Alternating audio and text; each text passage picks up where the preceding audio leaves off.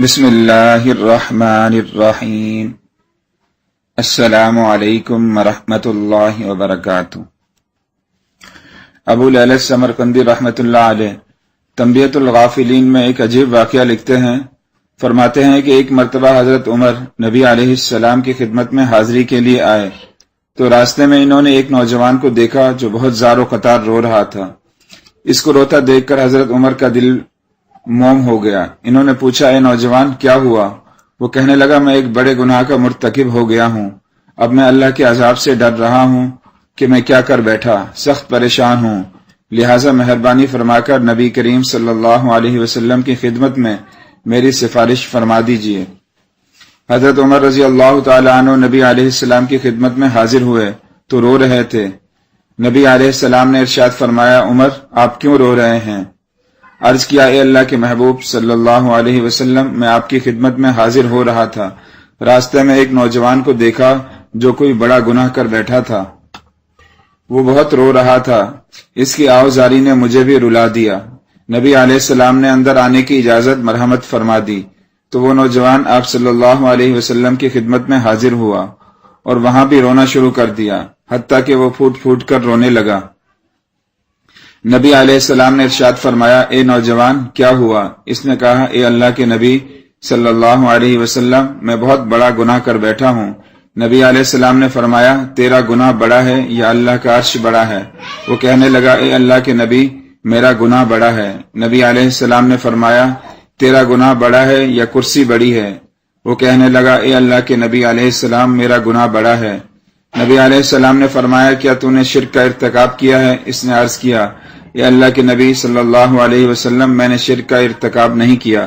نبی علیہ السلام نے فرمایا، کیا تو نے اللہ کے کسی بندے کو قتل کر دیا ہے؟ اس نے عرض کیا، اے اللہ کے نبی میں نے کسی بندے کو قتل بھی نہیں کیا۔ نبی علیہ السلام نے فرمایا، تو پھر ایسا کون سا گناہ ہے کہ جس کو تو اتنا بڑا سمجھ رہا ہے؟ اس نے عرض کیا، اے اللہ کے محبوب صلی اللہ علیہ وسلم، میرا گناہ بہت بڑا ہے۔ میں کئی سال سے کفن چوری کا کام کرتا تھا، مردوں کے کفن اتار کر بیچتا اور اپنی ضروریات پوری کرتا تھا۔ چند دن پہلے انصار کی ایک نوجوان لڑکی دفن کی گئی۔ میں نے اپنی عادت کے مطابق رات کو جا کر اس کا کفن اتارا، اور جب کفن اتار کر جانے لگا تو مجھ پر شیطان غالب آ گیا۔ اس نے میری شہوت کو ابھار دیا۔ میں پلٹا اور میں نے اس مردہ لڑکی کے ساتھ زنا کیا۔ جب میں زنا کر کے اٹھنے لگا تو مجھے یوں آواز آئی کہ جیسے وہ لڑکی بول رہی ہے اور کہہ رہی ہے کہ اے اللہ کے بندے، تو نے مجھے مردوں کے مجمع میں ننگا کر دیا اور کل قیامت کے دن اللہ کے حضور حالت جنابت میں کھڑا ہونے پر مجبور کر دیا۔ اب اس آواز کی وجہ سے میرے دل پر ایسا رعب ہے کہ میں سمجھتا ہوں مجھ پر اللہ تعالیٰ کا غضب ہے اور میں اللہ تعالیٰ کی پکڑ میں ہوں۔ جب نبی علیہ السلام نے یہ سنا تو آپ کو بھی بڑا تعجب ہوا۔ آپ صلی اللہ علیہ وسلم نے فرمایا کہ تو نے بہت بڑا گناہ کیا ہے، تو نے مردہ لڑکی کے ساتھ ایسا سلوک کیا۔ جب اللہ کے محبوب صلی اللہ علیہ وسلم نے بھی فرما دیا کہ ایک بڑا گناہ ہے تو وہ نوجوان اٹھا اور روتا ہوا باہر چلا گیا۔ اس نے سوچا کہ اس وقت اللہ کے محبوب صلی اللہ علیہ وسلم ناراض ہیں، کہیں کوئی ایسی بات آپ صلی اللہ علیہ وسلم کے پیارے منہ سے نہ نکل جائے جو میری بربادی کا سبب بن جائے، اس لیے وہ باہر چلا گیا۔ جب وہ وہاں سے نکلا تو سیدھا پہاڑوں میں چلا گیا۔ وہ نوجوان 40 دن تک نمازیں پڑھتا رہا، سجدے کرتا رہا اور معافی مانگتا رہا۔ اس کے دل کو آگ لگی ہوئی تھی، وہ رو رو کر اللہ تعالیٰ کو مناتا رہا۔ وہ اللہ کے سامنے عاجزی کرتا کہ اے اللہ میرے مالک، میں آپ کے محبوب صلی اللہ علیہ وسلم کی خدمت میں بھی حاضر ہوا۔ انہوں نے بھی فرمایا کہ یہ تو بہت بڑا گناہ ہے، اے اللہ میں اب کہاں جاؤں، میرا تو تیرے سوا کوئی نہیں ہے۔ جب اس نے 40 دن معافی مانگی، اللہ تعالیٰ کو منایا تو نبی علیہ السلام کے پاس جبرائیل علیہ السلام تشریف لائے۔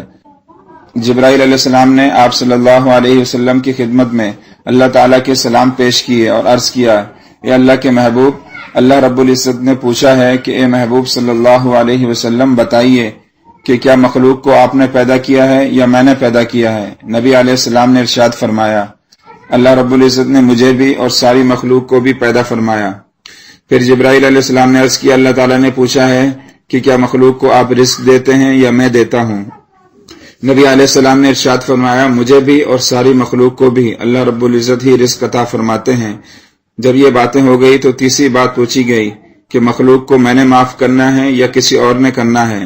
نبی علیہ السلام نے ارشاد فرمایا، اللہ رب العزت ہی نے مخلوق کے گناہوں کو معاف کرنا ہے۔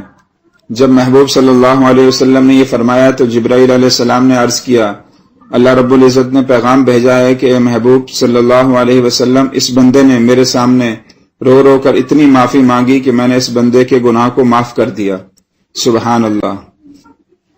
پھر اللہ کے محبوب صلی اللہ علیہ وسلم نے صحابی کو بھیجا کہ نوجوان کے پاس جاؤ اور اس کو خوشخبری سنا دو کہ تیری عاجزی اللہ رب العزت کے ہاں قبول ہو گئی ہے اور پروردگار عالم نے تیری مغفرت کا پیغام بھیج دیا ہے۔ سبحان اللہ۔